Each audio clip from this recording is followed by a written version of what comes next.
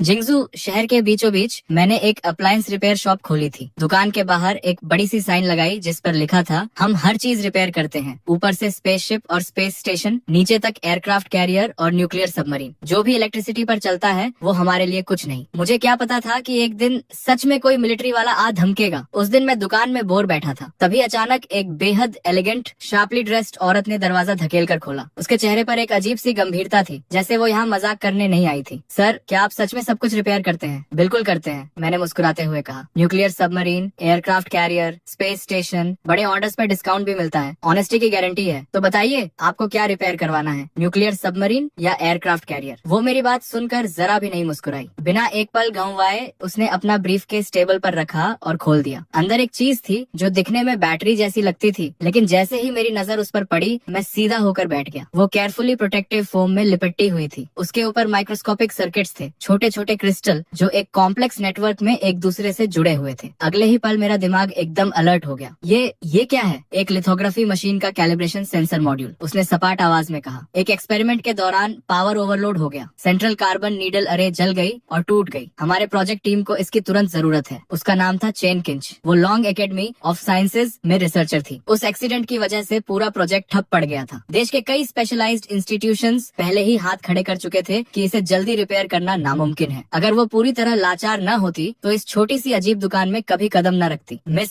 मैंने थोड़ा रुककर कहा, आप गलत जगह तो नहीं आ गई? हम यहाँ हाउस होल्ड अप्लायंसेज रिपेयर करते हैं। शायद पड़ोस की हार्डवेयर शॉप आपके ज्यादा काम आए। चेन किंच ने मेरा वो बेबस चेहरा देखा और उसकी आखिरी उम्मीद की किरण भी बुझ गई। उसने एक गहरी सांस ली, ब्रीफकेस उठाई और जाने लगी। सच ही तो था, देश के बड़े बड़े स्पेशलाइज्ड इंस्टीट्यूट्स हाथ खड़े कर चुके थे, तो एक साधारण रिपेयर वाला क्या करेगा? तभी मैंने मजाक छोड़ा। 6 महीने पहले मैं इस दुनिया में आया था और इस दुकान का मालिक बन गया था। साथ में मिली थी एक इनफाइनाइट रिपेयर सिस्टम। इन महीनों में बहुत अजीब अजीब चीजें देखी थी, लेकिन इतनी सोफिस्टिकेटेड चीज कभी नहीं आई थी। ये मौका मैं कैसे जाने देता? आपके पास जो कंपोनेंट है उससे लग रहा है ये C7 टाइप की लिथोग्राफी मशीन का हिस्सा है। चेन किंच एकदम रुक गई, जैसे पैर जमीन से चिपक गए हों। मॉडल बता सकते हो? इम्पैक्ट के वक्त पीक वैल्यू कितनी थी, कितने नैनो सेकेंड्स तक रही, और प्रोब अरे के अलावा कोई और पार्ट डैमेज हुआ? ये सुनकर चेन किंच की सांसें थम गई। उसे अपने कानों पर यकीन नहीं हो रहा था। एक अप्लायंस रिपेयर शॉप का मालिक इतने पॉइंटेड क्लासिफाइड सवाल पूछ रहा था। क्रिएट वैल्यू नॉर्मल पावर की 15 गुना थी, उसने धीरे से कहा। इम्पैक्ट लगभग 3 से 5 नैनो सेकंड तक रही। बाकी कंपोनेंट्स का सेल्फ डायग्नोसिस नॉर्मल है। हम रिपेयरेबल है, लेकिन सस्ती नहीं होगी। पैसे की चिंता मत करो, बस फिक्स कर दो, मैं तुरंत फंडिंग अरेंज करती हूँ। मैंने हल्की सी मुस्कान के साथ 5 उंगलियां उठाई। 5 मिलियन या चेन 15? उसने दांत भींचे। कीमत बेतुकी थी, लेकिन अभी उसके पास नेगोशिएट करने का कोई ऑप्शन नहीं था। क्या सोच रही हो? 5 मिलियन नहीं, 500 युआन, 1 रुपया कम नहीं। और मेनली इसलिए क्योंकि इसे रिपेयर करने में बहुत इलेक्ट्रिसिटी लगेगी। 500 युआन? सच में? चेन पूरी तरह ठगी सी खड़ी थी। उसे लगा जैसे रियलिटी हिल गई हो। वो हड़बड़ाकर फोन निकालकर QR कोड स्कैन करने लगी। Instant payment received 500 yuan. ये देखकर मैं खुलकर मुस्कुरा दिया। बिना जल्दबाजी के एंटी स्टैटिक ग्लव्स पहने टेबल पर एक साफ सफेद कपड़ा बिछाया और बड़े आराम से मॉड्यूल को बॉक्स से निकाल कर रख दिया। System activate. अगले ही पल मेरे सामने एक इन्फॉर्मेशन पैनल अपीयर हुआ। Repairable item detected. C7 type lithography machine का calibration sensor module, damage level 88%, repair plan analysis complete. सब तैयारी करके मैं एक धूल भरी शेल्फ की तरफ गया और एक ग्लास आर्मर्ड बॉक्स उठाकर लाया। जैसे ही बॉक्स खुला, चेन किंच की आंखें फटी की फटी रह गईं। ये क्या है? उसे लगा था कि कोई सीक्रेट वेपन निकलेगा, लेकिन अंदर था एक बेतरतीब ढंग से मॉडिफाइड सोल्डरिंग आयरन, एक house hold hot air gun, एक इलेक्ट्रिक किचन मिक्सर और जगह जगह से बटोरा हुआ जंकयार्ड का सामान। बॉस, आप इस कबाड़ से मेरी फोटोलिथोग्राफी मशीन का पार्ट रिपेयर करने वाले हो? घबराओ मत, मैंने मुस्कुराते हुए कहा। ये सब इक्विपमेंट फैमिली एयरलूम है। अपोलो मिशन के जमाने में इससे पार्ट्स पॉलिश होते थे। लिथोग्राफी मशीन न होती तो मैं इसे निकालता भी नहीं। Apollo mission? चेन किंच के मुंह का कोना फड़का। पछतावा तो था कि यहाँ आई क्यों, लेकिन अब कोई चारा नहीं था। एक बार और ट्राई तो करना ही था। मैंने हेयर ड्रायर उठाया और मॉड्यूल पर चलाने लगा। न कोई हीट थी, बस हल्की सी ओजोन की स्मेल। लेकिन तभी चेन किंच ने हैरान होकर देखा कि माइक्रोमीटर स्केल सर्किट्स में कुछ हो रहा था। ये क्या है? इलेक्ट्रो डिट्रैक्शन इफेक्ट की रिवर्स रिएक्शन। एक स्पेसिफिक फ्रीक्वेंसी को पल्स में कन्वर्ट करके मेटालिक ट्रे की मेमोरी रिस्टोर की जा रही है। सिंपल वर्ड्स में उसे उसकी ओरिजिनल शेप याद दिलाई जा रही है। चेन अभी इस झटके से उबरी भी नहीं थी कि मैंने वो सोल्डरिंग आयरन प्लग इन कर दी। उसकी टिप पर एक बारीक नीडल लगी थी और वो धीरे धीरे रेड हॉट होने लगी। चेन का दिल फिर से तेज धड़कने लगा। इस जलती हुई नीडल से क्या करोगे? लेकिन मेरे चेहरे पर उस वक्त जो कॉन्सेंट्रेशन थी वो मैंने पहले कभी नहीं दिखाई थी। नीडल एकदम स्टिल थी। बहुत धीरे धीरे मैं उसे डैमेज प्रोब अरे के पास ले गया। जैसे ही टिप पास आई, एक बेयरली visible electric arc spark crackle करने लगा। चेन ने वो नजारा देखा जो वो जिंदगी में कभी नहीं भूलेगी। आंखें बंद करो, मैंने कहा, ये बस कोल्ड एटम ग्लास है। लॉन्ग इंस्टीट्यूट के रिसर्चर्स इतने इम्प्रेशनेबल क्यों होते हैं, जैसे कोल्ड एटम ग्लास पहले कभी देखा ही नहीं। लेकिन ये टेक्नोलॉजी, हम तो इसे फ्यूचर टेक्नोलॉजीज के आर्टिकल्स में लिखने से भी डरते हैं। चेन की आवाज कांप रही थी। उसे लग रहा था जैसे दशकों की मेहनत से बनाए गए साइंस के विजन को इस आदमी ने कबाड़ से तहस नहस कर दिया हो। ठीक है, आखिरी स्टेप, प्रोब नेटवर्क और माइक्रोमीटर सर्किट्स रीबिल्ड करना है। चेन उसे देखती रही, आंखें चौड़ी। मैंने एक बिस्किट टिन से कुछ पाउडर निकाला, एक छोटी सी ग्लास वायल में डाला, फिर उसमें एक विस्क डुबोकर ऑन कर दिया। ये अल्ट्रासोनिक सस्पेंशन नेबुलाइजेशन है। ओह, तुम जानते हो? लगता है तो है, मतलब रिसर्चर बुरे नहीं हो तुम। मैंने हल्की सी स्माइल दी और सोल्डरिंग आयरन ऑन की। एक स्पेशल मैग्नीफाइंग ग्लास के थ्रू चेन ने देखा कि जले हुए बेसिक सर्किट्स लाइटनिंग स्पीड से खुद को रिपेयर कर रहे थे और रिपेयर्ड सर्किट्स पहले से भी ज्यादा परफेक्ट थे। कुछ देर बाद मेरे माथे पर पसीने की बारीक बूंदें आ गईं। हो गया, मानना पड़ेगा, इस चीज की प्रिसीजन वाकई बहुत हाई है। ये सुनते ही चेन किंच की आंखें पूरी तरह खुल गईं। हो गया? आधे घंटे भी नहीं लगे। सच में इस पिन और बिस्कुट टिन के सामान से फिक्स हो गई। मेरी स्किल्स पर शक है क्या? शुरू से देख रही थी, अगर नहीं तो चेक कर लो खुद। और हाँ, मैंने तुम्हारी फोटोलिथोग्राफी मशीन की प्रिसीजन भी इम्प्रूव कर दी है, तो उसका एक्स्ट्रा चार्ज लगेगा। ये वर्ड्स सुनकर चेन के मन में एक तरफ कोल्ड एटम ग्लास और अल्ट्रासोनिक नेबुलाइजेशन के वो सीन्स गूंज रहे थे और दूसरी तरफ ये महान जीनियस अब पैसों की बात कर रहा था। दुनिया का सबसे अजीब इंसान। बॉस, पहले जो आपने इलेक्ट्रिसिटी वाली बात कही थी उसका मतलब क्या था? बताया था ना, फैमिली सीक्रेट टेक्निक है, आगे नहीं बताते। लेकिन लिथोग्राफी मशीन्स तो ज्यादा पुरानी है नहीं, आपके एंसेस्टर्स काफी जवान रहे होंगे। एक्स्ट्रा चार्ज कितना? मैंने 3 उंगलियां उठाई। 30,000 या 3? चेन फिर से हक्की बक्की। ज्यादा दे तो भी बुरा, कम दे तो भी बुरा। 300? मिस, स्टेट का पैसा यूं हल्के में मत लो। 300 युआन, 1-1 छोड़ो। चेन किंच की चौड़ी आंखों में अविश्वास चमक रहा था। फिक्स हो गई? और इतना कम मांग रहे हो? ये फोटोलिथोग्राफी टेक्नोलॉजी है, मिलियंस मांगते तो भी देने पड़ते। 800 युआन, 1 पैसा कम नहीं। और हाँ, एक बात बताना भूल गया था, तुम्हारे मास की प्रिसीजन भी रिकैलिब्रेट कर दी। सॉरी, वो थोड़ा पुराना था, मुझसे रहा नहीं गया। ओरिजिनल रेजोनेंस फ्रीक्वेंसी थोड़ी कोर्स थी, मैंने 1 परसेंटेज पॉइंट ऊपर कर दी। तुम्हारे प्रोजेक्ट पर कोई खास फर्क नहीं पड़ेगा ना? कितना कहा? 1 परसेंटेज पॉइंट। चेन किंच की सांस रुक गई। एक रिसर्चर होने के नाते वो जानती थी कि वो 1 परसेंटेज पॉइंट कितनी बड़ी बात है। सर, क्या मैं आपका कॉन्टैक्ट ले सकती हूँ? क्यों? मैं एक रिस्पेक्टेबल आदमी हूँ, तुम्हारी चीज फिक्स कर दी, अब और क्या चाहिए? नहीं, एक्चुअली अगर कभी कुछ और फिक्स करवाना हो तो मुझे पता है, डर है कि रिपेयर होल्ड नहीं करेगी और मुझे ढूंढ नहीं पाओगी। नहीं, ऐसा नहीं, घबराओ मत, दुकान यही है, जब चाहो आ जाओ। अगर ठीक से फिक्स नहीं हुई तो 800 युआन वापस। चेन किंच के होठों का कोना एक बार खिंचा, फिर वो रिपोर्ट फाइल करने के लिए पलट गई। लेकिन जैसे ही बाहर निकली, फोन बजा। स्क्रीन पर नाम था डायरेक्टर जू। जैंगलिंग शू,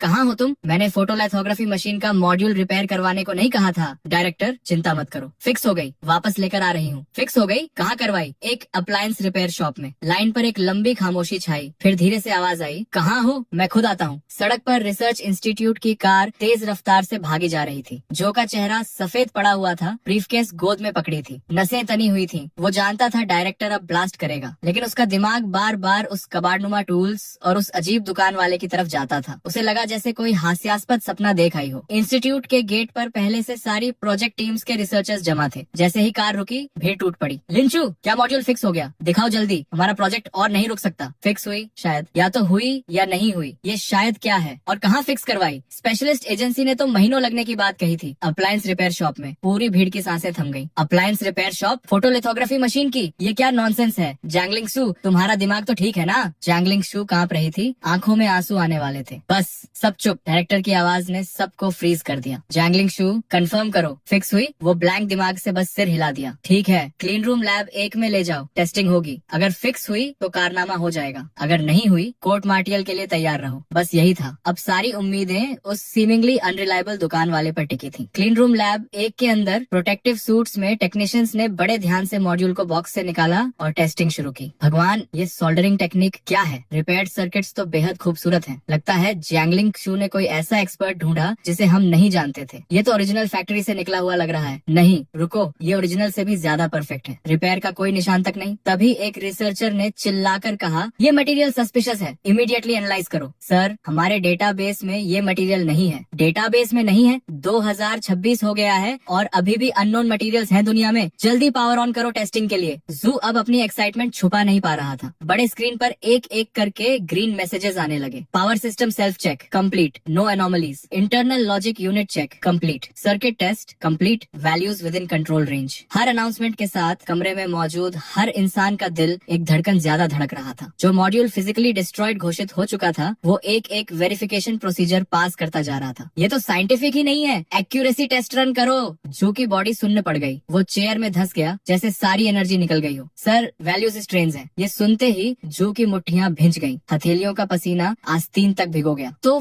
फेल हो गई? जो एकदम कुर्सी से उछला। नहीं सर, ये वैल्यूज किसी बहुत हाई लेवल फोटोलिथोग्राफी मशीन जैसी है। हम जो यूज कर रहे थे उससे 1% पॉइंट ज्यादा। मुझे शक है ये हमारा मॉड्यूल ही नहीं है, लेकिन अभी दुनिया में किसी के पास भी ऐसी टेक्नोलॉजी नहीं होनी चाहिए। 1% पॉइंट ज्यादा। जो की आंखें पलटी और वो बेहोश होकर गिर पड़ा, लेकिन बाकी सब यूफोरिक थे। स्क्रीन पर स्क्रॉल हो रहे डेटा को टकटकी लगाए देख रहे थे और एक कोने में चेन किंच अभी भी वहीं खड़ी थी, ब्लैंक एक्सप्रेशन के साथ। तो कैलिब्रेशन मॉड्यूल फिक्स हो गई? फिक्स नहीं जैंगलिंग सू, ये ब्रेक थ्रू है। तुमने एक कारनामा कर दिया। वो अपनी तरफ उंगली उठाते हुए बोली। मैंने? अभी तो डायरेक्टर कोर्ट मार्शल की बात कर रहे थे। एक पल में कारनामा कैसे? जैंगलिंग सू, इस बड़ी टेक्निकल डिफिकल्टी को ओवरकम करने में तुम्हारे एक्सेप्शनल परफॉर्मेंस के लिए मैं तुम्हें इस रिसर्च टीम का हेड नियुक्त करता हूँ। वो अपनी आंखों पर यकीन नहीं कर पा रही थी। लॉन्ग अकेडमी ऑफ साइंसेज में काम करना ही एक ऑर्डिनरी इंसान के लिए पिनिकल था। टीम लीडर बनना उसकी सोच से भी बाहर था। क्या ये सब उस मॉड्यूल रिपेयर की वजह से था? और उस मोमेंट में पहली बार उसे यकीन हुआ उस सीमिंगली अनरिलायबल लड़के की बातों पर। वो 1% एक्यूरेसी इंप्रूवमेंट भी सच था। बताओ चीफ जैंगलिंग, सारे स्पेशलाइज्ड एजेंसीज ने हाथ खड़े कर दिए थे। तुम किसके पास गई थी? आर्मी सब कॉन्ट्रैक्टर, जनरल स्टाफ का कोई बिगविग? इतनी इंपॉर्टेंट मैटर के लिए हम भी पर्सनली जाकर थैंक्स करना चाहते हैं। मैं झूठ नहीं बोल रही, सच में एक छोटी सी लोकल रिपेयर शॉप में फिक्स हुई। रिपेयर स्टैंड, टीवी फिक्स करना भी कॉम्प्लिकेटेड है वहाँ। हम फोटोलिथोग्राफी मशीन की बात कर रहे हैं। लिंक्सू, मजाक कर रही हो ना? बिल्कुल नहीं, उस वक्त सच में कोई चॉइस नहीं थी, इसीलिए वहाँ गई। दरवाजे पर लगी वो साइन ही थी जिसने उसकी नजर खींची। साइन पर लिखा था, ऊपर स्पेसशिप और स्पेस स्टेशन रिपेयर सिखाई जाती है, नीचे एयरक्राफ्ट कैरियर और न्यूक्लियर सबमरीन। जो भी इलेक्ट्रिसिटी पर चलता है वो यहाँ फिक्स होता है। पूरी लेबोरेटरी में एक पल के लिए मौत जैसी खामोशी छा गई। तो मैं अंदर चली गई। बॉस ने soldering iron, hot air gun और मिक्सर से वो मॉड्यूल रिपेयर किया और अंत में कुल 800 युआन लिए। जैसे जैसे वो बोलती जा रही थी उसकी आवाज कमजोर होती जा रही थी। उस मोमेंट में चेन किंच की तरफ सभी की नजरें घूम गईं और हर आंख में हैरानी और अविश्वास था। फोटोलिथोग्राफी मशीन रिपेयर करने के लिए एक रिपेयर शॉप? लेकिन ये तो बिल्कुल नॉनसेंस है। अगर उस आदमी में सच में इतना टैलेंट होता तो पूरी दुनिया उसके पीछे पड़ी होती। तभी जू आगे बढ़ा और ऊंची आवाज में बोला, ये मैटर अब टॉप सीक्रेट क्लासिफाइड है। जो भी इसके बारे में बात करेगा उस पर एस्पियोनाज का आरोप लगेगा। प्रोजेक्ट टीम, इस नई प्रिसीजन लेवल के साथ एक नई चिप सीरीज तुरंत मैन्युफैक्चर करो। मुझे जल्द से जल्द रिजल्ट्स चाहिए। फिर उसने चेन किंच की तरफ इशारा किया। जैंगलिंग सू, अभी जाना मत। उस शॉप का एड्रेस याद है? हाँ, परफेक्ट, मुझे वहाँ ले चलो। मैं उस बॉस से पर्सनली मिलना चाहता हूँ। 1 मिनट रुको, मैं कुछ लेकर आता हूँ। अगर वो इस चीज को फिक्स कर सकता है तो मैं उसे जो चाहे दे दूंगा। मैं जू,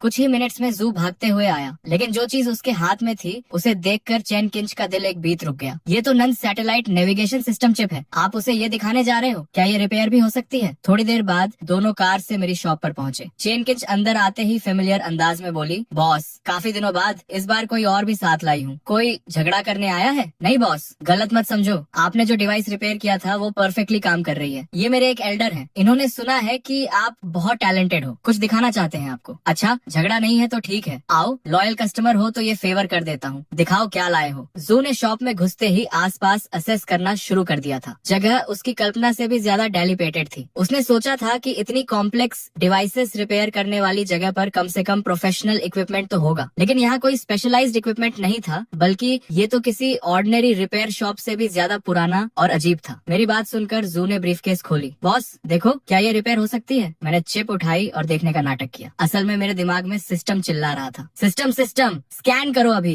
रिपेयरेबल आइटम डिटेक्टेड। नंदो number 3 satellite navigation chip encrypted military version. Damage level 92%। Main logic gate blown. Data buffer failure military version. जैसे ही वो दरवाजे से अंदर आया था मुझे पता लग गया था कि ये कोई ऑर्डिनरी आदमी नहीं है, लेकिन आर्मी का होगा ये नहीं सोचा था। लग रहा है दुनिया सच में छोटी होती जा रही है। यंग मैन, ये चिप है, नंदो सैटेलाइट का नेविगेशन चिप है। मेन लॉजिक गेट उड़ गई है, डेटा बफर भी साथ गया। सडन सर्च की वजह से हुआ होगा। तुम्हारे प्रोटेक्शन मेजर्स सच में बहुत कमजोर हैं। पूरी वर्कशॉप में एक पल के लिए डेथली साइलेंस छा गई, जो कि उन थकी हुई आंखों में पहली बार पूरी तरह एस्टॉनिशमेंट का एक्सप्रेशन आया। लगता है इस लड़के में दम है। तो बॉस, फिक्स कर सकते हो ना? प्राइस की बात करो। मैंने 5 उंगलियां उठाई और जो की नाक के सामने हिलाई। जो मन में खुश हो गया। 5 लाख? ठीक है, 5 लाख। 5 करोड़ भी होते तो डील था, QR कोड से दे दो या कैश। नहीं नहीं, 5 लाख नहीं, 500 युआन। क्या 500 युआन? 500 युआन में तो चिप का बॉक्स भी नहीं आता। ये प्राइस तो देश की कटिंग एज टेक्नोलॉजी का अपमान है। टेक इट और लीव इट। तुम रिसर्चर्स को पैसा बहुत आसानी से मिल जाता है। 500 और एक पैसा नहीं, वरना मैं हाथ नहीं लगाता। फिक्स करेंगे बॉस, करेंगे। चेन किंच ने झट से फोन निकाला और पेमेंट QR स्कैन कर दिया, जो बस हेल्पलेसली ये सीन देखता रहा। देश की स्ट्रेटेजिक कटिंग एज चिप एक यंग मैन ने 500 युआन में रिपेयर के लिए एक्सेप्ट कर ली। अगर वो रेगुलर कस्टमर ना होती तो मैं इसे लेता भी नहीं। तुम सच में सोचते हो मैं 500 युआन के लिए परेशान हूँ? सीरियसली? जू का चेहरा थोड़ा खुला। तुम इसे स्मॉल मैटर बोल रहे हो? ये पूरे नंडू सैटेलाइट का मेन कंपोनेंट है। ये लड़का अभी इतना सीरियस था, एकदम चाइल्डिश कैसे हो गया? डायरेक्टर चिंता मत करो, बॉस हमेशा ऐसे ही हैं। टैलेंटेड लोगों का टेम्पर ऐसा ही होता है। जू का चेहरा लाल हो गया। वो एक कोने में मुड़ा। मैंने एक छोटा बॉक्स निकाला और खोला। जू का दिल मुंह को आ गया। अंदर था एक पुराना मैनुअल डेंटिस्ट ड्रिल। कहाँ से ढूंढ के लाया था भगवान जाने। एक पुरानी प्लायर्स और एक चीज जो मैनुअल कॉफी ग्राइंडर जैसी दिखती थी। ये सारा कबाड़ स्क्रैप डीलर भी 5 यूरो में नहीं लेता। जू से रहा नहीं गया। कांपती उंगली से उस फाइल की तरफ इशारा करते हुए उसकी आवाज भी कांप रही थी। आप इस सबसे मेरी चिप फिक्स करने वाले हो? क्यों? मेरे टूल्स पसंद नहीं आए? तो अपनी चिप वापस ले जाओ और खुद स्टडी करो। मेरी छोटी सी शॉप इतने इंपॉर्टेंट क्लाइंट्स के लिए बनी नहीं है। ये कहकर मैंने नाराजगी से टूल्स रख दिए और चेयर पर बैठ गया। मास्टर शू, प्लीज रिपेयर करवाना है हमें, और वैसे भी पैसे दे चुके थे। चेन किंच ने बीच में आकर सिचुएशन संभाली। बूढ़ा जू अंदर से जल रहा था, लेकिन उसने फोर्स कर खुद को शांत किया। मैंने जू को एक नजर से देखा, फिर धीरे से ट्वीजर्स उठाई। उसी मोमेंट में चेन किंच ने मेरा स्पेशल मैग्नीफाइंग ग्लास उठा लिया। लेंस के थ्रू जू और चेन किंच दोनों ने एक इनक्रेडिबल सीन देखा। ये टेक्निक क्या है? लग रहा है फ्ली को पर्म दे रहे हो। जू को गूज़बम्प्स आ गए। उसे लगा जैसे जिंदगी भर की साइंटिफिक रिसर्च बेकार हो गई। अगर एक साधारण आयरन से चिप फिक्स हो जाती है तो मैंने इतना पढ़ा क्यों? पहले पता होता तो 20 यूरो का आयरन ले आता सुपरमार्केट से, 500 युआन बच जाते। जैंगलिंग सू, सच में इसी तरह फोटोलिथोग्राफी मशीन फिक्स हुई थी? ये तो सब दिखावा लगता है, रिपेयर जैसा कुछ दिख ही नहीं रहा। डायरेक्टर देखो ये पाउडर। इस टेक्निक का नाम अल्ट्रासोनिक एटोमाइजेशन सस्पेंशन है। Ultrasonic atomisation suspension? ये क्या होती है? मैनुअल्स में है। मैंने उनकी बातों का जवाब देने की जहमत नहीं उठाई और डेंटिस्ट ड्रिल उठा लिया। उसे पाउडर में डुबोया और चिप के डैमेज्ड एरियाज रिपेयर करने लगा। प्रोसेस फोटोग्राफी मॉड्यूल जैसी ही थी, बस मटेरियल्स अलग थे। टूल की टिप से चिप के सर्किट पर बेयरली विजिबल इलेक्ट्रिक आर्क्स कूद रही थी, हर माइक्रो फ्रैक्चर को प्रिसिजनली रिपेयर करती हुई। किसी सुपर हीरो मूवी से भी ज्यादा एब्सर्ड था ये नजारा। ठीक है,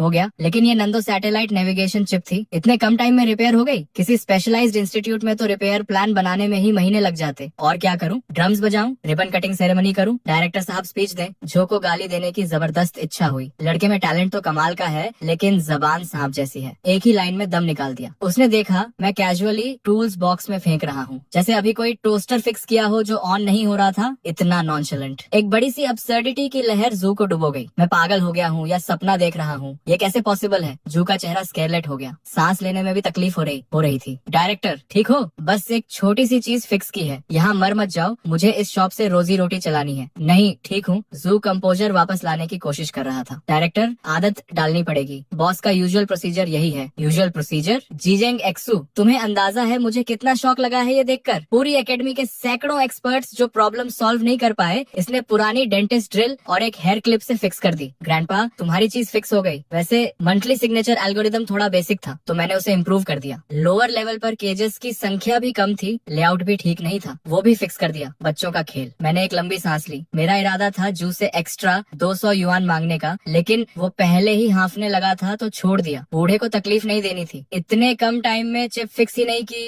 एल्गोरिदम भी ऑप्टिमाइज किया और पूरी स्ट्रक्चर भी रीअरेंज कर दी। क्या ये इंसेनली पॉसिबल है? ठीक है, चिप वापस लो, इस बार एक्स्ट्रा चार्ज नहीं करूंगा। सस्ते में छूट रहे हो। मंथली सिग्नेचर फ्रीक्वेंसी अब ज्यादा स्टेबल होगी। थ्योरी में सिंक्रोनाइजेशन एरर 1-2 यूनिट कम होनी चाहिए। एग्जैक्ट कितनी कम होगी कैलकुलेट नहीं कर पाया। वापस जाकर खुद मेजर कर लेना। जू से और बर्दाश्त नहीं हुआ। आंखें पलटी, पैरों से जान निकल गई और वो जोर से जमीन पर गिर पड़ा। उधर लॉन्ग एकेडमी के क्लीन रूम नंबर 1 में भी हलचल मची हुई थी। हर चेहरे पर वैसी गंभीरता थी जैसे कोई बैटल फाइट कर रहा हो। Photo sensitive resin layer uniformity verification complete. Margin of error with in acceptable limits. Mass calibration के दौरान टारगेट एक्यूरेसी 1% बढ़ी। अलाइनमेंट पैरामीटर्स रिकैलकुलेट हो रहे हैं। Vacuum chamber pressure stable. Preset value reached. चारों तरफ से रिपोर्ट्स आ रही थी। आवाजों में अर्जेंसी थी। चीफ इंजीनियर देंग बड़े स्क्रीन को एकटक देख रहे थे, ईयरपीस में आती आवाजें सुनते हुए। एक परसेंटेज पॉइंट इंप्रूवमेंट, सबसे इंसेन एक्सपेरिमेंट। अगर ये कंफर्म हो गया तो चाइना ऑप्टिकल टेक्नोलॉजी में बाकी दुनिया को बहुत पीछे छोड़ देगा और ये सब सब एक छोटी सी वर्कशॉप के रिपेयर से। वो अभी भी यकीन नहीं कर पा रहे थे।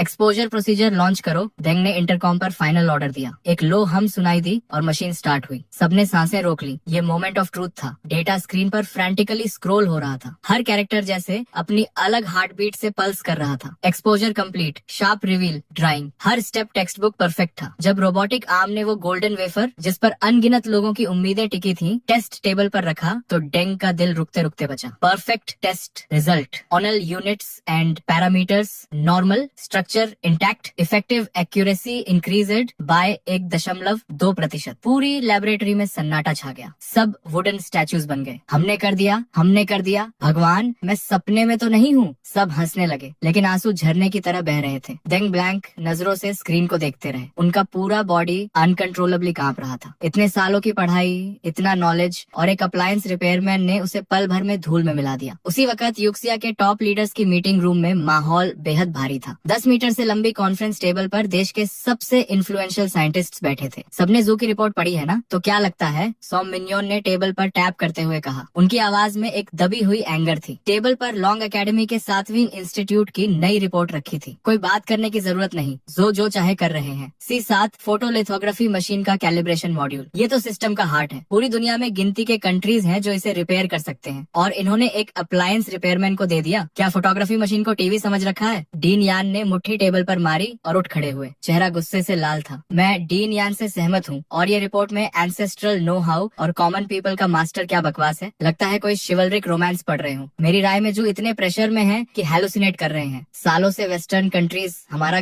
गला दबाए हुए हैं। सबकी इम्पेशंस समझ आती है लेकिन ऐसे मोमेंट्स में ही कूल हेड रखना जरूरी होता है। जो कर रहे हैं वो रिपोर्ट फल्सिफाई करना है। ये सिंपल प्रोफेशनल एरर नहीं, ये serious breach on off discipline है। मीटिंग रूम का माहौल और भारी होता गया। लगभग सबकी राय एक ही थी। सोम मग्न बड़े ध्यान से सब सुन रहे थे। उनकी भौहें और ज्यादा सिकुड़ती जा रही थी। वो जानते थे जो कोई ऐसे वैसे साइंटिस्ट नहीं है जो हल्की बात नहीं करते। शायद कोई और एक्सप्लेनेशन हो। मेरी राय में 7वीं इंस्टीट्यूट के सभी रिसर्च प्रोजेक्ट्स तुरंत हॉल्ट करने चाहिए और इन्वेस्टिगेटिव टीम भेजनी चाहिए। हाँ, अग्रीड। सम मिन्योन ने भीड़ का गुस्सा ऑब्जर्व किया और एक लंबी सांस ली। इस बार जू तुमने सच में ज्यादा ही कर दिया। तभी अचानक मीटिंग रूम का दरवाजा खटखटाया गया। सेक्रेटरी का चेहरा लाल था। मिनिस्टर, 7वीं रिसर्च इंस्टीट्यूट से अभी एक और अर्जेंट रिपोर्ट आई है। जो फिर कब रुकेंगे? ये अगली रिपोर्ट में लिखेंगे गंडम बना दिया। डीन यान ने कंटेम्प्ट से नाक सिकोड़ी। चेहरा और गंभीर होता जा रहा था। रिपोर्ट में लिखा है कि 7वीं इंस्टीट्यूट ने एक नई इलेक्ट्रॉनिक चिप डेवलप की है। कम्प्लीटली नया एटिंग स्टैंडर्ड यूज हुआ है। कम्प्लीटली नया मतलब रिपोर्ट के अकॉर्डिंग इसकी एक्यूरेसी हमारी करंट चिप से 1% पॉइंट ज्यादा है। ये सुनते ही मीटिंग रूम में पहले खामोशी छाई, फिर लिटरली उखड़ पड़ा। 1% पॉइंट? जानते हो इसका क्या मतलब है? वो रिपोर्ट लाओ जल्दी। डीन युआन ने रिपोर्ट की तरफ झपट्टा मारा और एक झटके में उठा ली। पढ़ते पढ़ते उनका पूरा बॉडी कांपने लगा। रोके नहीं रुक रहा था। डीन युआन ने रिपोर्ट की तरफ झपट्टा मारा और एक झटके में उठा ली। पढ़ते पढ़ते उनका पूरा बॉडी कांपने लगा। रोके नहीं रुक रहा था। डीन, क्या हुआ? ठीक हो? ये फिगर सही है लेकिन ये पॉसिबल कैसे है? इंसान झूठ बोल सकता है लेकिन नंबर्स नहीं। इतने सालों की रिसर्च में डेटा में जरा सी भी गड़बड़ी वो पल भर में पकड़ लेते थे लेकिन इस रिपोर्ट के फिगर्स बिल्कुल एक्यूरेट थे। मैं पहले ही कहता था जू डायरेक्टर सालों से हैं, वो कभी कुछ गलत नहीं करते लेकिन ये केस बहुत अजीब है। क्या हो सकता है कि ये उनकी पुरानी रिसर्च का कल्मिनेशन हो? कोई पीक पर पहुंचना और किस्मत से ब्रेक थ्रू हो गई। किस्मत? 1% पॉइंट और तुम उसे किस्मत बोल रहे हो? सॉम मिन्जॉन्ट ने आर्ग्यूमेंट को इग्नोर किया। उन्होंने क्विकली रिपोर्ट उठाई और डिटेल में एग्जामिन की। कुछ देर बाद उनकी नजर भी 1.2% ब्रेक थ्रू और नई चिप के बीच डोलने लगी। जेंटलमैन, इन रिपोर्ट्स का डेटा इररेफ्यूटेबल है। इसका मतलब जो कि पहली रिपोर्ट किसी भी हालत में फेक नहीं हो सकती। लेकिन अब असली प्रॉब्लम ये रिपेयर शॉप है। सोम मिन्जॉन्ट ने एक गहरी सांस ली। चेहरे पर हैरानी थी लेकिन ज्यादा कंफ्यूजन। अप्लायंस रिपेयर, लोगों के बीच छुपा हुआ मास्टर, एंसेस्ट्रल नो हाउ, ये सब वर्ड्स नॉर्मल लगते हैं लेकिन एक साधारण अप्लायंस रिपेयरमैन जो फोटोलिथोग्राफी मशीन फिक्स कर दे और सबसे जरूरी बात वो सक्सीड भी हो गया, ये मेरे लिए मानना बहुत मुश्किल है। हम फोटोलिथोग्राफी मॉड्यूल की बात कर रहे हैं, ऐसी चीज जिसे दुनिया में गिनती के कंट्रीज रिपेयर कर सकते हैं। ये एक साधारण अप्लायंस रिपेयरमैन से कैसे होगा? शायद डीन जू कुछ छुपाने की कोशिश कर रहे हो। शायद ये अप्लायंस शॉप एक्चुअली डीन जू का कोई सीक्रेट बेस हो। शायद वो कुछ और ही हाइड करना चाहते हैं। एक एकेडमिक ने भौहें सिकोड़ कर कहा। मीटिंग रूम में फिर से शोर उठ गया। चिप के रिजल्ट्स ने उन्हें स्पीचलेस कर दिया था लेकिन जितनी हैरानी थी उतनी ही क्यूरियोसिटी उस अप्लायंस शॉप के बारे में बढ़ती जा रही थी। हमें जरूर पता लगाना होगा। चावली, कुछ आदमी लेकर जाओ और वो शॉप ढूंढो। देखो ये जगह सच में एग्जिस्ट करती है या नहीं। और याद रहे, बिल्कुल डिस्क्रीट रहना। अगले दिन होश संभाल कर मैंने शॉप फिर से खोली। कल जू मेरी शॉप के बीच में ही बेहोश हो गए थे। किस्मत से एम्बुलेंस जल्दी आ गई, वरना जो कुछ 100 युआन कमाए थे वो भी जाते। तभी 2 मिडिल एज्ड आदमी पर्पस के साथ अंदर आए, एकदम सीधे खड़े, चेहरे स्टर्न, कपड़े ऑर्डिनरी लग रहे थे, लेकिन उनसे एक ऑरा निकल रहा था जो आम इंसान से बिल्कुल नहीं मिलता था। बस माथे पर साइन लिखा होना बाकी था। प्लेन क्लोथ्स कॉप अंदर आते ही सर्वे करने लगे। ये कस्टमर्स का बिहेवियर तो बिल्कुल नहीं था। कल एक केस गया, आज 2 और आ गए। मेरी छोटी सी शॉप अब ट्रेंडी स्पॉट बनने वाली है। बॉस अभी खुले हो? हाँ खुले हैं। जेंटलमैन क्या फिक्स करवाना है? इम्पोर्टेड वॉशिंग मशीन जो टर्न नहीं हो रही, या अमेरिकन रेफ्रिजरेटर जो कूल नहीं कर रही? बॉस ये देखो। एक आदमी ने एक छोटी स्क्वायर सी डिवाइस काउंटर पर रख दी। कोई स्पेशल पैकेजिंग नहीं। ये क्या है? पुराना MP3 प्लेयर या पुरानी पावर बैंक? हाँ यही है, पुराना म्यूजिक प्लेयर। बॉस फिक्स हो सकता है। Music player? तुम्हारा म्यूजिक प्लेयर ऐसा दिखता है? किसे बेवकूफ बना रहे हो? जैसे ही वो दोनों अंदर आए थे, मैंने उनके पास मौजूद सभी इलेक्ट्रॉनिक डिवाइसेस स्कैन कर लिए थे। जो डिवाइस उन्होंने दिखाई वो एक ब्लैक ब्रदर मिलिट्री सिफर मशीन थी। मलफंक्शन का कारण था एक इम्प्रॉपर पावर आउटेज से ट्रिगर्ड सिक्योरिटी लॉक। ये दोनों रिपेयर करवाने नहीं आए, टेस्ट करने आए हैं मुझे। ये नई नहीं लगती। फिक्स करना कॉम्प्लिकेटेड हो सकता है, लेकिन पुरानी चीजों पर ही असली क्राफ्ट्समैनशिप की पहचान होती है। अक्सर टूटी नहीं होती, बस एक्टिंग अप कर रही होती है। मैंने ट्रैकिंग डिवाइस हाथ में तोली। दोनों ने एक दूसरे को देखा, बिविल्डर्ड। मेरे मिस्टीरियस गेम के सामने उनका पेशेंस क्लियरली खत्म होने लगा था। इस बार मैंने इलेक्ट्रिक इक्विपमेंट भी नहीं निकाली, बस डिवाइस को उंगलियों से टैप किया। रिदमिक और स्लो टैपिंग। सुनने में सिंपल लग रहा था, लेकिन सामने के दोनों आदमी पसीने में भीग चुके थे। वो इमरजेंसी रिसेट कोड टाइप कर रहे थे। मैं पहचान गया, ये नेशनली रिकॉग्नाइज्ड ट्रैकिंग डिवाइस है। ये रिसेट सीक्वेंस एक्चुअली डिवाइस को बिना डिटेक्ट हुए डिस्ट्रॉय करने के लिए डिजाइन किया गया है। लेकिन एक अप्लायंस शॉप का मालिक ये कैसे जान सकता है? शक की आंधी उन्हें घेर ही रही थी कि मेरे हाथ में पकड़े डिवाइस की रेड लाइट फ्लैश करने लगी। लो हो गया, मैं कहा था ना। इस तरह की गैजेट को बस एक अच्छे ओवरहॉल की जरूरत होती है। 20 युआन QR कोड से मैंने डिवाइस सीधे टेबल पर फेंकी और 2 उंगलियां उठाई। दोनों कम्प्लीटली डमफाउंडेड थे। ये तुम्हें कैसे पता? क्या पहले ही बता दिया? पहले ही बताया था ना, फैमिली सीक्रेट। ग्रैंडफादर ने यही ट्रिक से गांव के ट्रैक्टर की कॉन्स्टिपेशन ठीक की थी। फिर मैं रुका। लेकिन जेंटलमैन, तुम मुझे ये डिवाइस लाकर MP3 प्लेयर बताते हो? ये बहुत ऑनेस्ट नहीं है। अगर मैंने सच में इसे म्यूजिक प्लेयर समझ लिया होता और खोल के तोड़ दिया होता तो किसकी गलती होती? ये सुनते ही दोनों के रोंगटे खड़े हो गए। एक बिजली सी उनके बॉडी से गुजरी। उन्होंने सोचा था ये यंग मैन कुछ नहीं जानता, लेकिन वो तो जैसे ही अंदर आए थे इसने सब फिगर आउट कर लिया था। बस बकवास बंद करो, पेमेंट करो और जाओ। बिना पे किए जाने की कोशिश मत करना। यहाँ हर तरफ सर्वेलेंस कैमरास हैं। देते हैं। दोनों फ्रेनेटिकली फोन निकालकर 20 युआन स्कैन करने लगे। और कुछ काम है? फिक्स हो गई तो जाते क्यों नहीं? मैंने पेमेंट कंफर्मेशन देखी। वो दोनों अजीब नजरों से मुझे देखते हुए तेजी से बाहर निकल गए, जैसे आग लगी हो।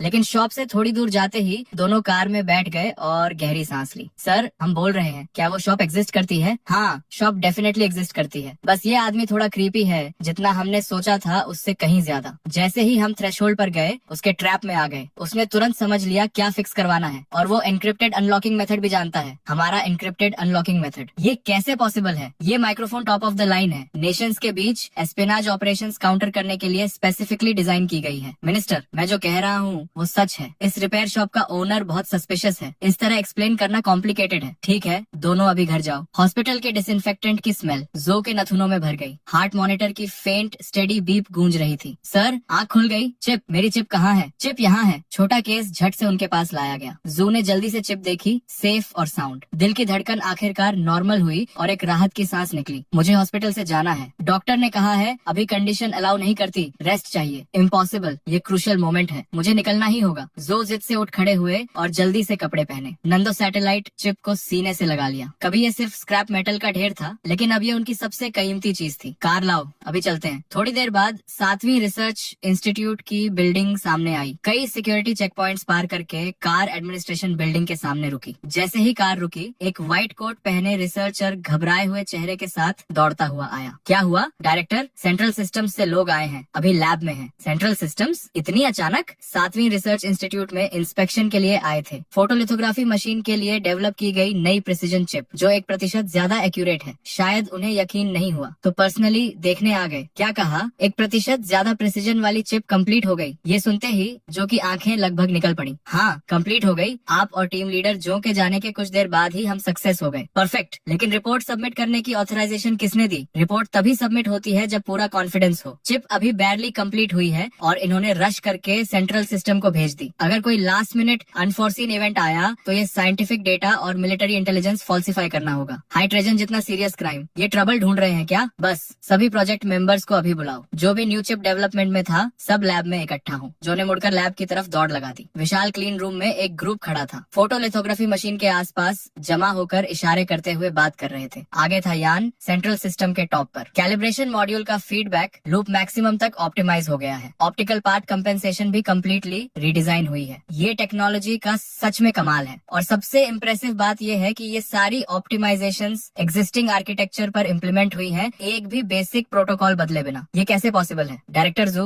बताइए, आपकी लैब में हो क्या रहा है? लिथोग्राफी मशीन छोड़ो, सिर्फ चिप की बात करो। इसकी ऐसी स्ट्रक्चर क्यों है? जू के मुंह में जो प्लेजेंट्रीज आ रही थी वो गले में ही अटक गई। एक्सप्लेन करो। लेकिन एक्सप्लेन क्या करें? भगवान, चिप उन्होंने खुद डेवलप की और एक्सप्लेन करना मुश्किल है। ऑनरेबल एकेडमिक्स, ये एक्सप्लेन करना थोड़ा कॉम्प्लिकेटेड है। अगर डायरेक्टली टेस्ट डेटा पर चले तो ज्यादा क्लियर होगा। कोई भी एक्सप्लेनेशन रॉ डेटा जितनी इम्पैक्टफुल नहीं होगी। नई चिप को बड़े ध्यान से उठाकर बीजीजी प्लेटफॉर्म के टेस्ट स्लॉट में रखा गया। एक साउंड आई और स्लॉट ऑटोमेटिकली लॉक हो गया। सेल्फ डायग्नोस्टिक एनवायरनमेंट इनिशिएट हुआ। Vacuum environment okay. Temperature stabilized at 21.5 degree Celsius. Electromagnetic shielding activated. Low frequency calibration accuracy test initiate हो रहा है। Calibration module response time 3.8 nanoseconds. Stable operation. Optical path deviation correction rate 12.5 micron. Design specification से 1.2% ज्यादा। इन reports को सुनते ही भीड़ में excitement की लहर दौड़ गई। एक सिंपल बेसिक टेस्ट ने ही उन्हें स्पीचलेस कर दिया। यान लाओ, ये फिगर्स ऑलरेडी अस्टाउंडिंग है। हमारी स्टैंडर्ड लिथोग्राफी मशीन का करेक्शन रेट पीक पर 12.1 माइक्रोमीटर डिजाइन था। यान लाओ ने सिर हिलाया। चेहरे पर कोई इमोशन नहीं था। Basic test validated. Second phase का high intensity lot testing launch करो। जू का चेहरा भी इम्प्रेसिव था, लेकिन जो कांपना रोके नहीं रुक रहा था वो अंदर की बेचैनी को बता रहा था। कमांड्स कंप्लीट हुए। होलोग्राफिक प्रोजेक्शन इंस्टेंटली अपीयर हुई। डेटा की एक फ्लड पागलों की तरह चिप से सर्च कर रही थी। ये टेस्ट सिमुलेट कर रहा था लिथोग्राफी मशीन को एक्सट्रीम कंडीशंस में। बहुत हाई प्रिसीजन एक्सपोजर स्टेट और complex computational state. Chip utilization rate 99.6%। Temperature rise 45 degree, 67 degree, 70 degree. सब कुछ इसी पर टिका था। लेबोरेटरी में साइलेंस छा गई। बस नर्वसली निगलने की आवाजें सुनाई दे रही थी। पिछले टेस्ट में जैसे ही चिप सेफ्टी टेम्परेचर पार करती थी, सेल्फ प्रोटेक्शन मोड एक्टिवेट हो जाता था, फ्रीक्वेंसी गिर जाती थी और कैलिब्रेशन परफॉर्मेंस क्रैश कर देती थी। लेकिन इस मोमेंट में होलोग्रामिक स्क्रीन पर कैलिब्रेशन रिस्पॉन्स टाइम का डेटा वही था, 3.8 नैनोसेकंड्स। हिला नहीं। टेम्परेचर स्टेबलाइज हो गई थी 76 डिग्री सेल्सियस। एल्डर यान और बाकी सब होलोग्राम को घूरते रहे। आंखों में डिसबिलीफ साफ झलक रहा था। ये चिप इतने टेम्परेचर पर स्टेबल कैसे रह सकती है? इसकी हीट डिसिपेशन कैपेसिटी स्टेबलाइज कैसे हो गई? ये तो उनके सारे ट्रेडिशनल साइंटिफिक अंडरस्टैंडिंग को उलट कर रख देने वाली बात थी। तभी जू के दिमाग में एक विम आई। वो सेंट्रल सिस्टम के अपने लीडर्स को इम्प्रेस करना चाहता था और उसने बिना किसी की परवाह किए अनाउंस कर दिया, सभी स्टेशनों तैयार हो जाओ। Final test. लिथोग्राफी मशीन का एक्सट्रीम वाइब्रेशंस में ऑपरेशन का सिमुलेशन, हाई टेम्परेचर और कॉम्प्लेक्स इलेक्ट्रोमैग्नेटिक इंटरफेरेंस के साथ अल्ट्रा प्रिसीजन कैलिब्रेशन और रेजिस्टेंस टेस्टिंग शुरू करो। ये सबसे डिमांडिंग प्रोटोकॉल है। कोई भी चिप इसे विदस्टैंड नहीं कर सकती। कमरे में एक सन्नाटा छा गया क्योंकि सब जानते थे कि चिप इंस्टेंटली जल जाएगी। एल्डर यान ने जू को रोकने की कोशिश की। ओल्ड जू, हम ऑलरेडी इस नई चिप की सक्सेस देख चुके हैं और टेस्टिंग की कोई जरूरत नहीं। ये तो परफेक्ट से भी ज्यादा है। लेकिन जू उस वक्त किसी पागल की तरह था, किसी की सुनने को तैयार ही नहीं था। एल्डर यान ने आवाज तेज की, जू, मेरा ऑर्डर सुना नहीं? अभी बंद करो ये टेस्ट। मैंने कहा नहीं होगा। मैं देखना चाहता हूँ कौन हाथ उठाने की हिम्मत करता है। यन सच में अंदर से घबरा रहा था। इतनी एक्स्ट्रॉर्डिनरी चिप, और अगर जू की इस जिद की वजह से वो बर्बाद हो गई तो सबका दिल टूट जाता। सभी टेस्टिंग यूनिट्स के हेड्स के हाथ हवा में ही जम गए थे। माथे से पसीना गालों तक बह रहा था। एक तरफ सेंट्रल सिस्टम था जिसका रैंक इंस्टीट्यूट से कहीं ऊपर था, दूसरी तरफ उनका डायरेक्ट सुपीरियर जो था। किसी को भी दुश्मन बनाना तबाही होती। फिर भी रिसर्चर्स में जो देव का ऑर्डर तोड़ने की हिम्मत नहीं आई। लिथोग्राफी मशीन जो अभी अभी रुकी थी वो दोबारा चालू हो गई। स्क्रीन पर होलोग्रामिक प्रोजेक्शन का डेटा फिर से फ्रैंटिकली स्क्रॉल करने लगा। यान ने चेतावनी दी, जो देव सुन लो,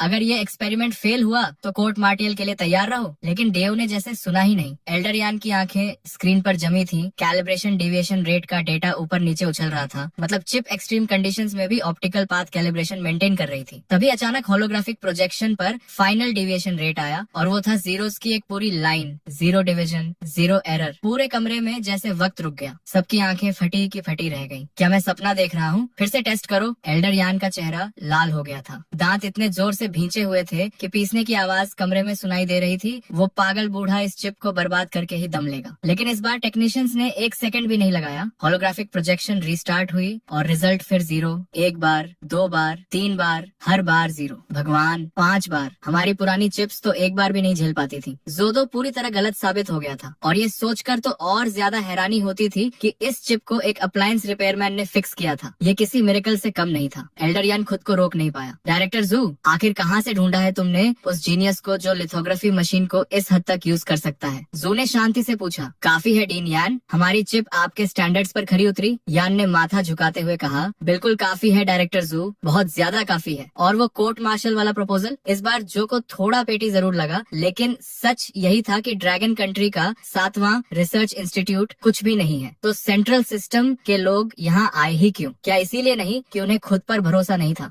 जू ने एक स्मग स्माइल के साथ कहा, एक टेस्ट काफी नहीं था तुम्हारे लिए, तो हमने एक साथ 5 दे दिए। अब तो कन्विंस्ड हो? एल्डर यान ने हंसते हुए जवाब दिया। डायरेक्टर जू, हम उस उम्र से निकल चुके हैं जब छोटी छोटी बातों पर झगड़ते थे। फिर उन्होंने अपने असिस्टेंट को आवाज लगाई, जाओ मेरी कार की ट्रंक से मेरी सबसे अच्छी एपो टी लेकर आओ। पूरे सेंट्रल सिस्टम में डायरेक्टर जू का नाम सुनकर सब दंग थे। डीन का तेज मिजाज कौन नहीं जानता। तभी एक एम्प्लॉई डॉक्यूमेंट्स लेकर आया। डायरेक्टर जू, हमारे 5 टेस्ट का detailed data report please sign कर दीजिए। जू ने हाथ हिलाया, मुझे अकेला छोड़ो। डीन यान ने झट से उस एम्प्लॉई के हाथ से डॉक्यूमेंट्स ले लिए और बड़े ध्यान से देखने लगे। चेहरे पर मुस्कान फैलती जा रही थी। 5 टेस्ट का डेटा अलग अलग रिजल्ट्स दिखा रहा है। इस चिप की स्टेबिलिटी रेट बढ़ती ही जा रही है। ये फीडबैक कर्व देखो, मैं यकीन नहीं कर पा रहा। यान डॉक्यूमेंट्स को ब्रीफ केस में भरते हुए बोले, अगर हमारे पास ऐसा डेटा और होता तो इंग्लैंड हमारा क्या बिगाड़ लेता? फिर उन्होंने जू की तरफ मुड़कर पूछा, यार एक बात बताओ, ये गैजेट सच में उसी अप्लायंस रिपेयरमैन ने बनाई थी? जू ने हाँ में सिर हिलाया। यान ने हैरानी से कहा, अभी भी बिलीव नहीं हो रहा। कम से कम बताओ उसने कौन से मटेरियल्स यूज किए। ये साइंटिफिक रिसर्च के लिए बहुत वैल्यूएबल होगा। जू बोले,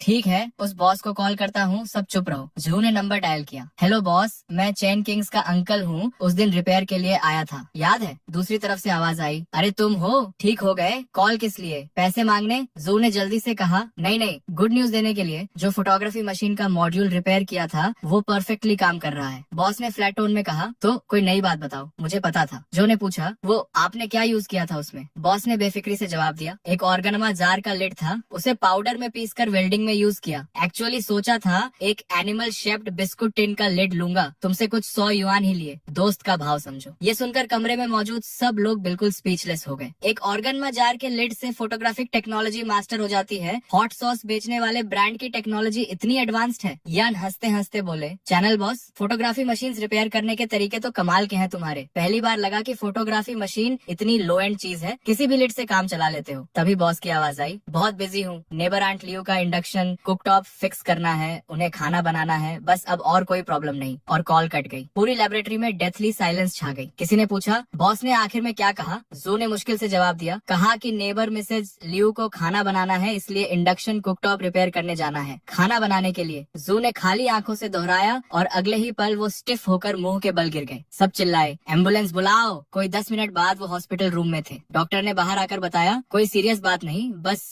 सडन इमोशनल आउटबर्स्ट की वजह से ब्लड प्रेशर स्पाइक हो गया। इनकी उम्र में स्ट्रॉन्ग इमोशन से बचना चाहिए। ये सुनकर जू का दिल जो अभी अभी डूब रहा था थोड़ा शांत हुआ। स्ट्रॉन्ग इमोशंस और ऑर्गेनमा जार के लिड से रिपेयर हुई फोटोग्राफी मशीन से ज्यादा पावरफुल इमोशन क्या होगा? ये तो सारी साइंटिफिक थ्योरीज को उलट देने वाली बात थी। बाकी सब रिसर्चर्स जू के पास आ गए। डायरेक्टर जू, उस बॉस से दोबारा कांटेक्ट करवाइए, हमें जानना है कि फोटोग्राफी मशीन रिपेयर करने वाले लिड की होगनमा ब्रांड कौन सी है। ये चाइना के लिए बहुत जरूरी है, आप अकेले मत रखिए इसे। जो ने हाथ उठाया, घबराओ मत, क्रेडिट कहीं नहीं जाएगा। बस उस बॉस का मिजाज बहुत कड़क है, हमारी स्टेटस उसकी नजर में कुछ नहीं। सही मौका देखकर उसे देश की सेवा के लिए कन्विंस करूंगा। सबने समझदारी से सिर हिलाया। उधर दोपहर की सुस्त धूप में मैं सुबह का काम निपटाकर आराम कर रहा था, हाथ सिर के पीछे रखे, कुर्सी पर हिलते हुए सोच रहा था कि आज खाने में क्या होगा। तभी बाहर से एक जानी पहचानी आवाज आई, लिटिल चेन। अरे लिटिल चेन, खाया नहीं अभी तक? देखो इंडक्शन हॉब फिक्स हो गया, कितनी जल्दी। ग्रैंडमा ने ब्रेस्ड पोर्क बनाया है, आओ चखो। मैंने मुस्कुराते हुए कहा, शुक्रिया ग्रैंडमा। सच कहूँ तो 800 मसालों वाला रेस्टोरेंट का खाना भी उस होममेड खाने के सामने कुछ नहीं, जो सिर्फ नमक और डार्क सोय सॉस से बने, कहीं ज्यादा स्वादिष्ट होता है। ग्रैंडमा बोली, शुक्रिया तो मुझे करना चाहिए, तुम रिपेयर के पैसे भी नहीं लेते। आज तुम्हारे बिना ग्रैंडमा खाना भी नहीं बना पाती। तुम तो ऑफिशियल कस्टमर सर्विस से भी बेहतर हो। इधर ये बातें हो रही थी। उधर सेंट्रल सिस्टम के मेन ऑफिस में 2 आदमी खड़े थे, जिनके सिर इतने झुके थे कि लगभग जमीन छू रहे थे। उनके सामने डेस्क पर बैठे मेंजुआन जॉइंट की पीठ बिल्कुल सीधी थी और सामने रखा था वो बग जो मैंने रिपेयर किया था, एक military grade bug, alpha rated security, जिसकी कोर टेक्नोलॉजी को कई रिसर्च इंस्टीट्यूट्स ने मिलकर फाइनलाइज किया था और एक छोटी सी रिपेयर शॉप के मालिक ने उसे हैक कर लिया था। कितना वक्त लगा उसे? 5 मिनट नहीं, 6 मिनट। एक मिलिट्री ग्रेड स्पाई डिवाइस बिना किसी टूल के हैक किया। तुम मुझे बेवकूफ समझते हो? मैन जॉइंट की आवाज में गुस्सा साफ था। एक ऑफिसर ने जवाब दिया, सर ये सच है, हम म्यूजिक प्लेयर बोलकर गए थे। उसने लेते ही top secret reboot sequence type किया, वो सिस्टम भी एक्टिवेट कर दिया जिस पर हम काफी वक्त से अटैक कर रहे थे और कभी सक्सेस नहीं मिली। ऐसे लगा जैसे वो शुरू से जानता था कि ये क्या है। एक अप्लायंस रिपेयरमैन ने बिना किसी टूल के सिर्फ उंगली से टैप करके सब कर दिया। एग्जैक्टली साइंस फिक्शन मूवी जैसा था। पूरे ऑफिस में एक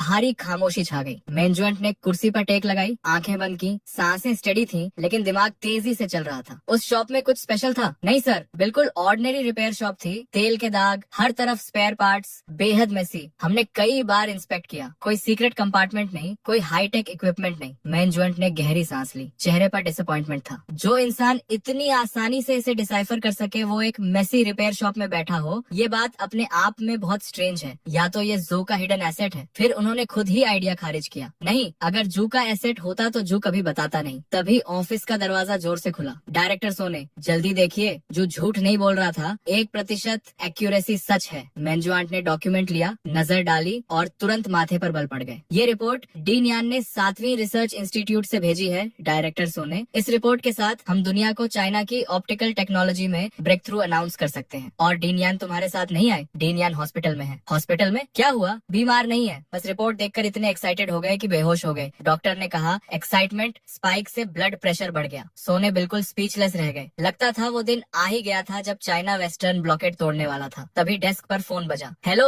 जनरल जियो। हाँ मैं जानता हूँ। नहीं बिल्कुल नहीं जनरल जियो, मैं जानता हूँ तुम सब यूआईओ को फंसाना चाहते हो, लेकिन जो तुम मांग रहे हो वो रेगुलेशंस के खिलाफ है। नहीं, एब्सोल्युटली नहीं। फोन उठाते ही सोने ने एक के बाद एक रिफ्यूजल्स दे दिए। चेहरा हर पल और सख्त होता जा रहा था। जाओ, मैं हेल्प नहीं करना नहीं चाहता, बात ये है कि कर नहीं सकता। सीईओ एक परफेक्ट स्ट्रेटेजिस्ट है। मिलिट्री मैन्यूअर्स में यूआईएओ हर कमांडर का नाइटमेयर होता है। वो कभी रूल्स से नहीं खेलता, उसकी टैक्टिक्स बेहद कनिंग है। पिछले साल जाओ की elite armoured division exercise area का आधा हिस्सा भी पार नहीं कर पाई थी कि कमांड ने पूरी यूनिट को वाइप्ड आउट डिक्लेयर कर दिया। जाओ की आवाज आई, योशियो के साथ मैन्यूवर्स में एक ही रूल है कि कोई रूल नहीं। वायो सुन, इस बार एक्सरसाइज फ्यूचर हाईटेक वॉर पर फोकस्ड है। हम पुरानी आर्मी से फ्यूचर वॉर नहीं लड़ सकते, तुम्हें मेरी हेल्प करनी होगी। इस बार मुझे योशियाओ को कॉर्नर करना ही है। सोने बोले, ओल्ड मैन जाओ, आर्मी के अपने रूल्स हैं, रिसर्च इंस्टीट्यूट के अपने, दोनों अलग सिस्टम्स हैं। इंस्टीट्यूट का इक्विपमेंट मिलिट्री कन्फ्रंटेशन में यूज नहीं हो सकता। सोने का चेहरा तन गया था। अगर उसने हेल्प की तो बहुत बड़ी गलती होगी। एक्सरसाइज कमांड वेपन्स इंस्पेक्ट करेगी और शक सीधे उन पर आएगा। जाओ बोले, रूल्स तोड़ने के लिए ही बनते हैं, इंसान जिंदा होते हैं। एक बार हेल्प करो, अपने बेस्ट ट्रेन्ड सोल्जर्स तुम्हारी सिक्योरिटी पर लगा दूंगा, साथ में 20 साल पुरानी म्योटे की कुछ बॉटल्स भी। मेरे पास गार्ड्स हैं, दारू की कमी भी नहीं। ब्रदर सोने, एक काम करो, लेजर या इलेक्ट्रोमैग्नेटिक पल्स वेपन कुछ भी दे दो।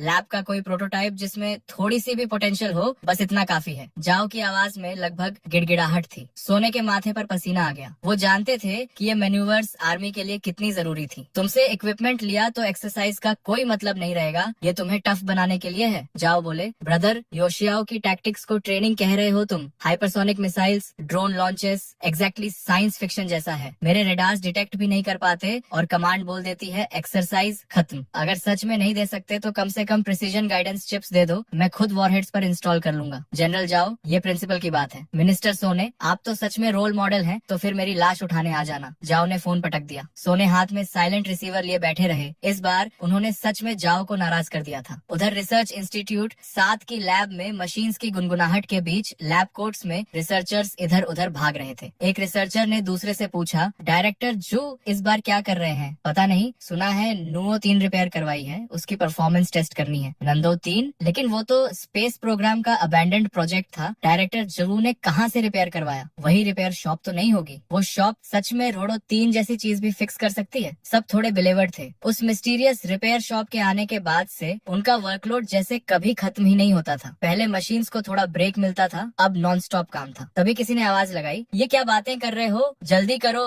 डायरेक्टर जू बस आने ही वाले हैं। बात खत्म भी नहीं हुई थी कि जू प्रोटेक्टिव क्लोथिंग पहने एक स्मॉल ब्रीफकेस लिए अंदर आ गए। प्रेपरेशंस कैसी हैं? सर सब रेडी है। अच्छा, नंदो 3 सैटेलाइट नेविगेशन सिस्टम के high precision atomic clock synchronization chip का टेस्ट ऑफिशियली शुरू होता है। नंदो 3 चिप रेडी करो, टारगेट लॉक करो, सिमुलेटेड इंटरफेरेंस सिग्नल लॉन्च करो, इंटेंसिटी लेवल 5। लेवल 5 अनाउंस करते वक्त एक स्लाइट हेजिटेशन आई क्योंकि लेवल 5 इंटरफेरेंस लगभग वर्स्ट कॉम्बैट कंडीशंस का सिमुलेशन था। ऐसे एनवायरनमेंट में कोई भी state of the art navigation system completely blind हो जाता। शुरू करो। जू देओ के कमांड पर ड्रोन मूव करने लगा। प्रोजेक्शन स्क्रीन पर ड्रोन के सारे पैरामीटर्स दिख रहे थे। अगले ही पल एनवायरनमेंट ड्रास्टिकली बदल गया। डेटा स्पाइक होने लगा। कॉम्प्लेक्स इंटरफेरेंस सिग्नल्स ने ड्रोन को कंप्लीटली घेर लिया और जो डिवाइस अभी परफेक्टली स्टेबल थी वो वबल करने लगी। Alert, drone trajectory deviation. जोदेओ का चेहरा देखा, डिसअपॉइंटमेंट साफ था। फेलियर, जैसा मुझे डर था। दुनिया सबके साथ फेयर है। शेन योंजो का लिथोग्राफी मशीन रिपेयर करना पहले से ही इनक्रेडिबल था। नांदो सैटेलाइट नेविगेशन सिस्टम उनकी एक्सपर्टीज से बाहर था। लेकिन जैसे ही जोदेओ ने निराशी में सिर झुकाया, कमरे में सडनली एक्सक्लेमेशंस गूंज उठे। उन्होंने झट से सिर उठाया और देखा कि होलोग्राफिक स्क्रीन पर एक तीसरा डेटा सेट आ गया था चिप के खुद के एल्गोरिदम से। उस एल्गोरिदम ने ड्रोन के डेटा को ओवरराइट करके अपना सुपर इम्पोज कर दिया और देखते ही देखते लार्ज स्क्रीन का डेटा स्टेबलाइज हो गया, बिल्कुल स्टिल, और ड्रोन स्काई में सेफली सर्कल करने लगा। ये क्या था? हमारे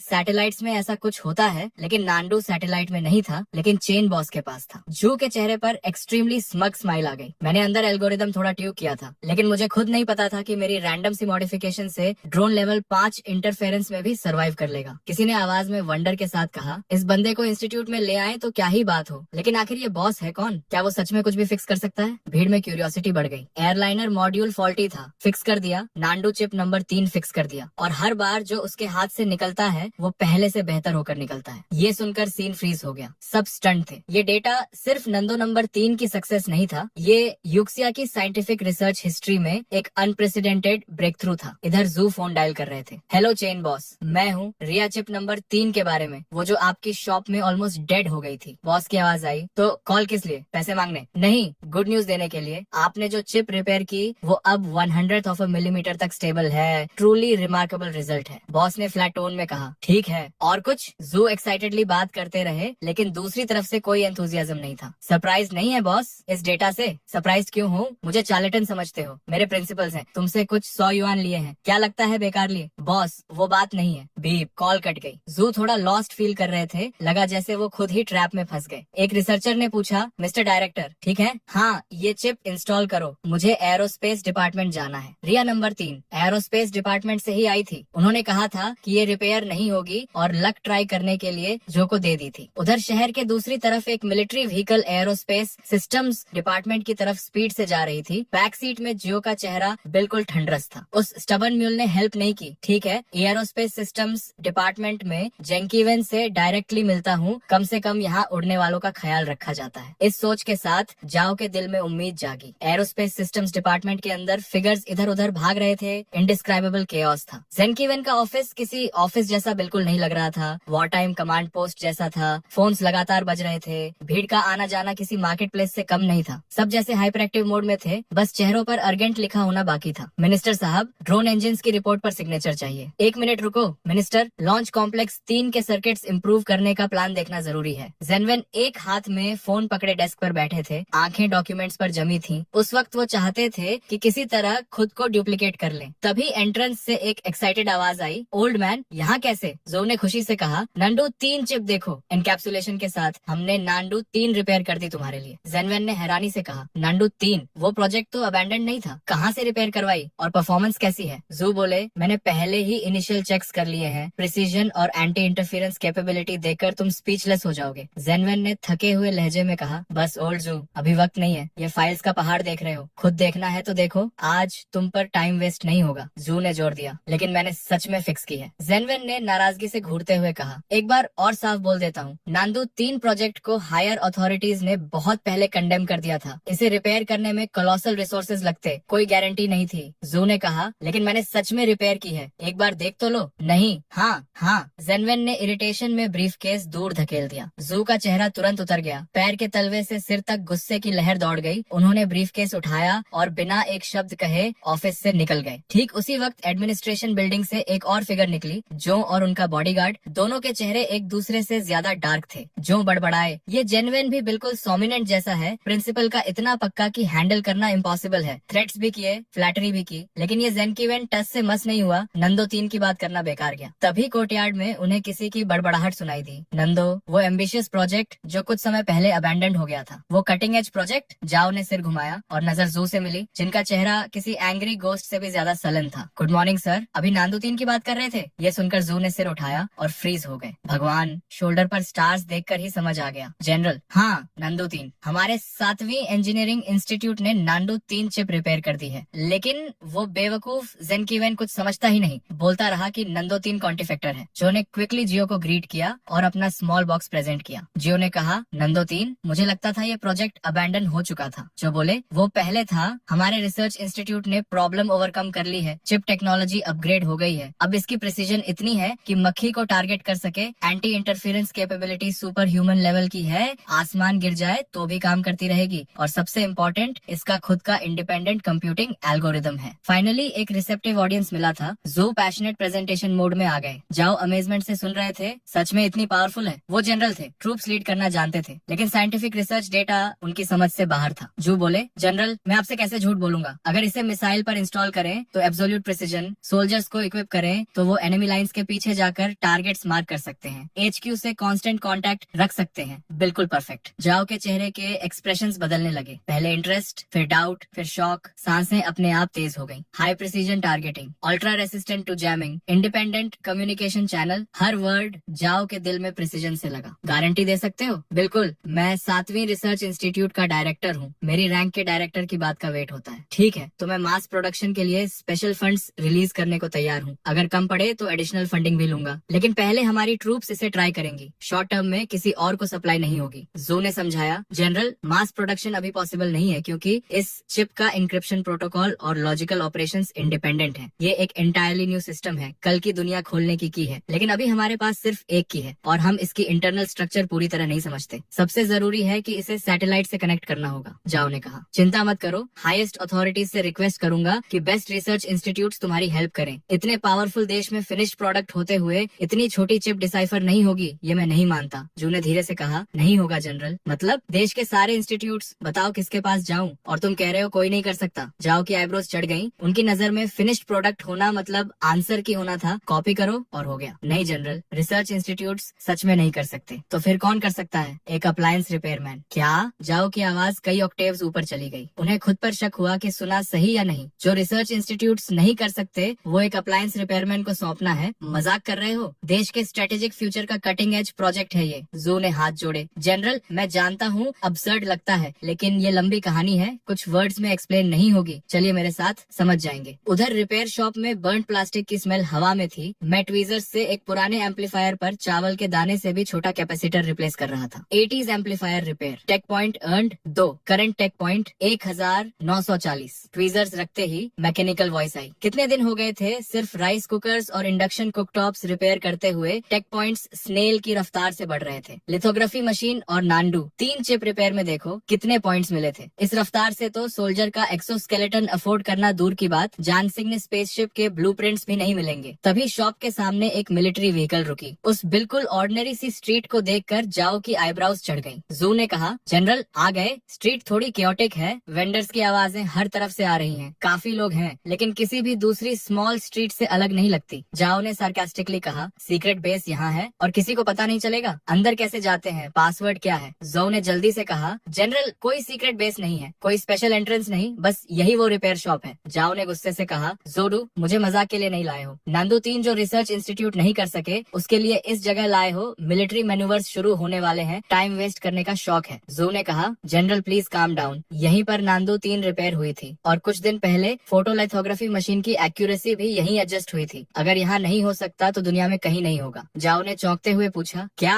फोटोलिथोग्राफी मशीन्स भी रिपेयर करते हैं यहाँ? वो जू को इंटेंटली देखने लगे। आखिर 7वीं रिसर्च इंस्टीट्यूट का डायरेक्टर है, इस कैलिबर का आदमी मुझे फंसाने के लिए झूठ नहीं बोलेगा। ठीक है, चलते हैं अंदर, लेकिन अगर वैसा नहीं निकला जैसा बताया है तो चाहे दुनिया के किंग हो, उड़ा दूंगा। जाओ ने कपड़े ठीक किए और रिपेयर शॉप की तरफ बढ़े। जो ने राहत की सांस ली। Detection of repairable objects, type 3 tactical flashlight, internal circuit short circuit, individual tactical goggles, falcon thermal imaging layer peeled off, damaged hummingbird micro communicator signal receiver module. जैसे ही वो अंदर आए, मैंने जाओ के साथ वाले बंदे पर तुरंत रिपेयरेबल चीजें स्पॉट कर ली। ये सब मिलिट्री इक्विपमेंट था और जो ग्रुप लीड कर रहा था वो क्लियरली कोई बड़ा आदमी था, आर्मी का बड़ा ऑफिसर। जो ने कहा, बॉस काफी टाइम हो गया। मैंने पॉलिटनेस से कहा, सर काफी टाइम हुआ, कैसे हैं? कस्टमर इज किंग, पॉलिट तो रहना पड़ेगा। जो बोले, बिल्कुल ठीक है, चिप भी ठीक है, जो भी रिपेयर करते हो चेन बॉस परफेक्टली काम करता है। वापस जाकर पूरी बैटरी ऑफ टेस्ट की, परफॉर्मेंस ओरिजिनल से भी बेटर निकली। मैंने फ्लैट टोन में कहा, कोई नई बात बताओ। जाओ ने साइडवेज नजर से देखा। उन्हें कम से कम 40 से 50 साल के किसी एक्सपर्ट की उम्मीद थी, लेकिन ये तो मुश्किल से 20 साल का लड़का था। प्रिसीजन इंस्ट्रूमेंट्स की उम्मीद थी, लेकिन रस्ट और बर्न प्लास्टिक की स्मेल के अलावा कुछ नहीं था। Young, smooth talking, no talent, arrogant, और ये एक्सपर्ट माना जाए। जाओ मन ही मन बोले, ये तो बुरा मजाक है। मैंने कहा, जनरल अभी शुरू भी नहीं हुए और तुम्हारे साथ जो चीफ और एडीडी कैंप हैं, उनकी बेल्ट पर टैक्टिकल फ्लैशलाइट का सर्किट बोर्ड प्रॉब्लम में है। गॉगल्स की थर्मल इमेजिंग कोटिंग पूरी तरह पीलिंग ऑफ हो रही है, रात को अंधे के बराबर है, और माइक्रो कम्युनिकेटर का सिग्नल मॉड्यूल भी फ्राइड है। ये मुंह पर एक्सप्लोड नहीं होगा, इसकी चिंता नहीं है। मेरी आवाज लाउड नहीं थी, लेकिन सबके कानों तक पहुंची, खासकर जाओ के एडीडी कैंप के। उसने इनक्रेजुलसली पूछा, ये कैसे पॉसिबल है? जाओ के एडीडी कैंप ने रिपोर्ट किया, जनरल फ्लैशलाइट कुछ दिन पहले ट्रेनिंग में एक्सीडेंटली डैमेज हुई थी। गॉगल्स और कम्युनिकेटर ब्रेकडाउन हो गए थे। आज रिप्लेस करने का प्लान था, लेकिन राउट सडनली बदल गया। जाओ भड़क गए। इतना इंपॉर्टेंट इक्विपमेंट तोड़ रखा है, मिशन पर हो या पार्क में घूम रहे हो, रिपोर्ट किए बिना रिप्लेस नहीं होता।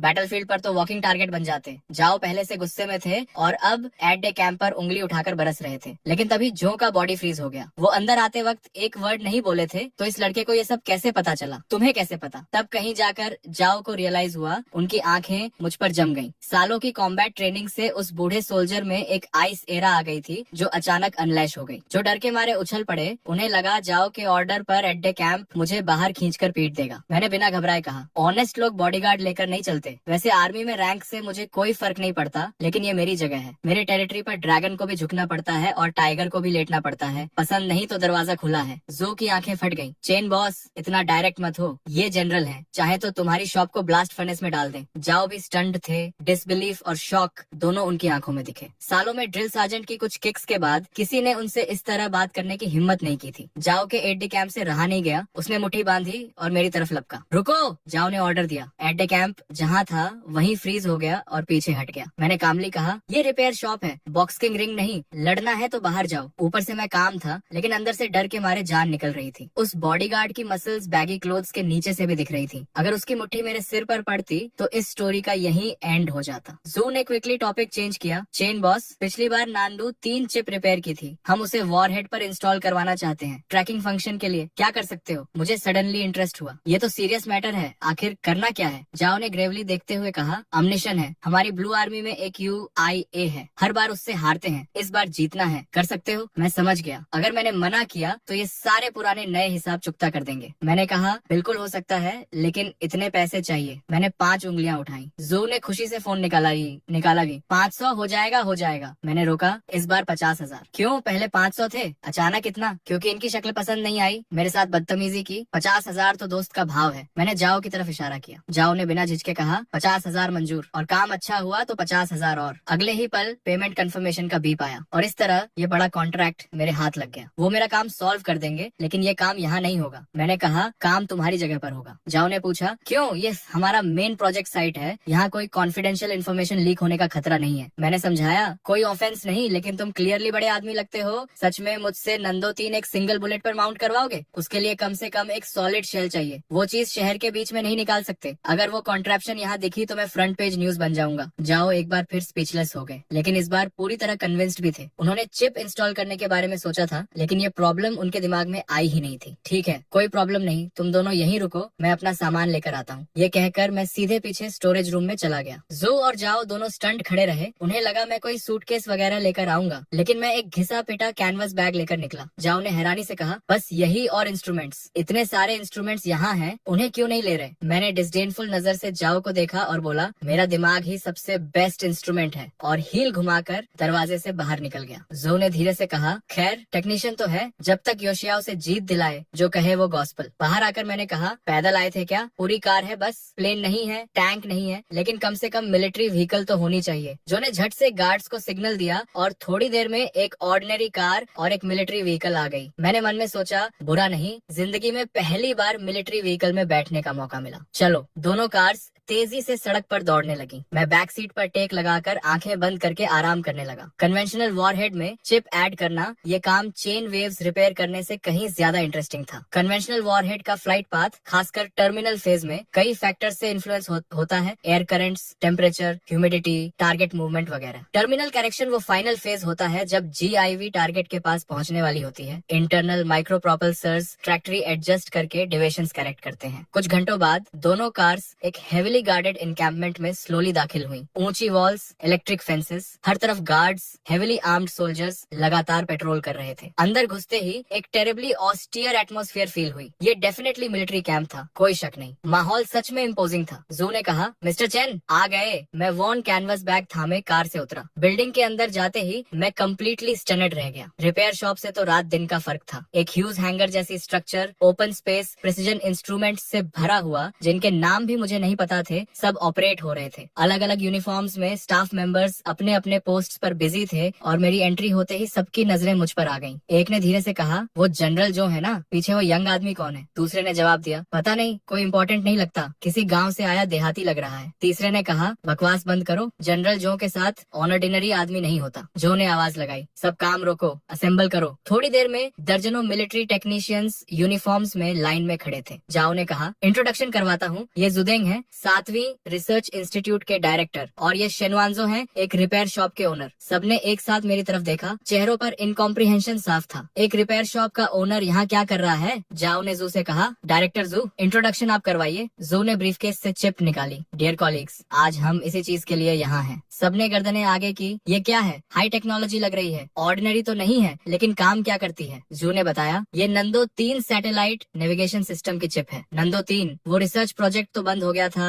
टेक्नोलॉजी नहीं थी, पैसे नहीं थे, टाइम नहीं था, ये वापस कैसे आई? बेस के सीनियर ऑफिसर ने चिप हाथ में लेकर क्लोजली देखा। सीमलेस मोनोकोक डिजाइन, ऐसी टेक्नोलॉजी पहले कभी नहीं देखी। सर्किट मटेरियल भी अनयूजुअल है, ऑर्डिनरी सिलिकॉन नहीं, कार्बन बेस्ड मटेरियल लग रहा है। प्रिसीजन देखो, कम से कम 3 नैनोमीटर से कम होगी। किस लैब से आई है, पूरा सीरियल नंबर है, और इस लेवल के इंटीग्रेशन के साथ कूलिंग का इंतजाम। जब रन करेगी तो हीट इनॉर्मस होगी। कुछ ही सेकंड्स में पूरी भीड़ चैटरिंग और एक्सक्लेमिंग करने लगी। जाओ ने सीन देखा। ये सब दूसरे रिसर्च इंस्टीट्यूट से पोच किए गए स्पेशलिस्ट थे, और इन सब ने एक नजर में समझ लिया था कि ये चिप कितनी फॉर्मिडेबल थी। जाओ ने पूछा, तो क्या सोचते हो सब? एक सीनियर ने बिटर स्माइल के साथ सिर हिलाया। सॉरी जनरल, हम इसे पूरी तरह समझ नहीं पाए। बस इतना कह सकते हैं कि ये ऑब्जेक्ट एक्सेप्शनल है, और जिस इंस्टीट्यूट ने बनाई वो भी उतनी ही एक्सेप्शनल होगी। बाकियों ने भी सिर हिलाया। चेहरों पर कंफ्यूजन और गहरा होता जा रहा था। जाओ का चेहरा डार्क हो गया। उन्हें लगता था यहाँ के लोग टॉप नॉच हैं, लेकिन इतनी छोटी चिप इनकी समझ से पूरी तरह बाहर थी। जाओ ने गहरी सांस लेकर मेरी तरफ मुड़कर कहा, मिस्टर चेन, इन्हें ब्रीफ इंट्रोडक्शन दे सकते हो? मैं तभी से डिस्क्रीटली इक्विपमेंट और सराउंडिंग्स ऑब्जर्व कर रहा था। रिपेयर शॉप से कंपेयर करें तो रात दिन का फर्क था, लेकिन इतना सोफिस्टिकेटेड सेटअप इन इनकॉम्पिटेंट्स के हाथ में, ये सच में रिडिकुलस था। मैंने एक छोटी कॉन्टेम्प्टस लाफ दी, आगे बढ़कर चिप उठाई और बोला, मुझे लगा था तुम नोटिस नहीं करोगे, लेकिन इतने क्लूलेस हो गए ये नहीं सोचा था। सबके माथे पर बल पड़ गए। एक ने कहा, यह है कौन? बच्चा है। यहाँ जो आता है कम से कम डॉक्टरेट होती है, ये तो यूनिवर्सिटी फिनिश भी नहीं किया लगता। क्या एरोगेंट टोन है, खुद ही घुट जाएगा। मैंने बिना परवाह किए कहा, इसे रिया नंबर 3 कहते हैं, ये तो जानते हो। इसकी सेंट्रल कंप्यूटिंग यूनिट 114 न्यूक्लियॉन्स की सीक्वेंस यूज करती है। तुम नहीं समझोगे, ये नॉर्मल है। किसी ने पूछा, 114 न्यूक्लियॉन्स की सीक्वेंस ये क्या होती है? हम जानना चाहते हैं कि इस लेवल के इंटीग्रेशन के साथ ऑपरेशन के दौरान हीट डिसिपेशन कैसे मैनेज होती है। मैंने डिटैच्ड एयर के साथ चिप दिखाते हुए कहा, वो मैंने ऑलरेडी मॉडिफाई कर दिया है। टिंगसन परमाबाइट और thermally super conducting material use किया है। रियल वर्ल्ड कंडीशंस में स्टेबल डेली ऑपरेशन के लिए परफेक्टली अडेप्ट हो जाती है। चिप पर ये माइक्रो परफोरेशंस देख रहे हो, ये मिनिएचर थर्मो इलेक्ट्रिक जनरेशन के इंटेक पोर्ट्स हैं। कैलकुलेशन से जो थर्मल एनर्जी प्रोड्यूस होती है वो इलेक्ट्रिकल एनर्जी में कन्वर्ट हो जाती है। यानी सिस्टम पूरी तरह सेल्फ सफिशिएंट है, लेकिन वहाँ मौजूद कोई भी काम नहीं था।